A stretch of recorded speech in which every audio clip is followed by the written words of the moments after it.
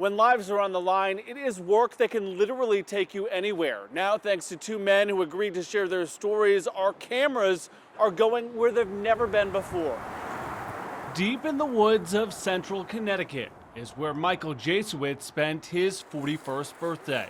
Everybody needs to know that some people really don't choose this. In fact, he spent his last 7 birthdays here. This is not a choice. I don't want to be here at all. I do not want to be here at all. Michael is one of roughly 450 people who are experiencing homelessness across the region. Winter. That's the hardest part. I mean, I can do the best I can to survive, you know what I mean?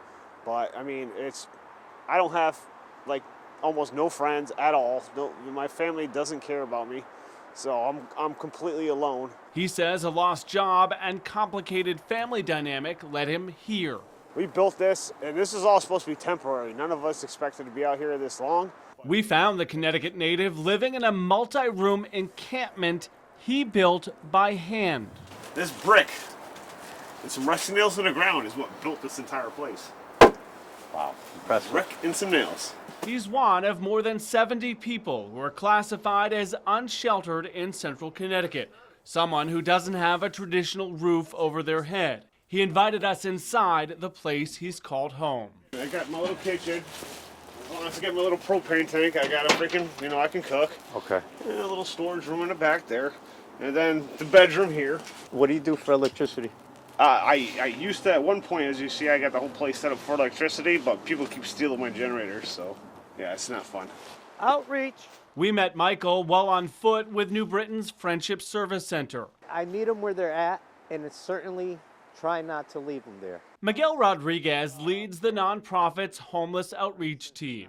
The misconception is that folks that are homeless or displaced, that they have substance use disorders or they have mental health issues or they just want to be outdoors. Anybody home, guys? He'll often make multiple connections covering many miles in a day. I use all the resources that I have at my disposal to get them what they may need. At times, they just may be a pair of socks. But it can often be much more complicated. I face very numerous challenges. A lot of clients, they get their items stolen, and with that being their identifying documents. Believe it or not, something as simple as a state ID goes a long way. Rodriguez hopes that offering a meal or a place to warm up can put folks like Michael on track to meet larger goals. I take those small victories and they amount to grandiose things because they eventually, with the aim is to get them housed. Michael says he's grateful for the help. My philosophy is if everybody helped everybody,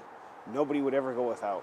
It's part of what's kept him going out here in the woods. Natural instinct of self-survival, I guess. It's the fact that I don't know, there's something better out there for me. We have been working on this story for weeks, and after coming out here with the outreach team and meeting Michael, we recently learned he has finally landed his own apartment after living here in the woods for 7 years. Obviously, right now we want to respect his privacy, but we are hoping to do a follow-up if and when he's ready. I'm Keith Mcgilvery, Fox 61.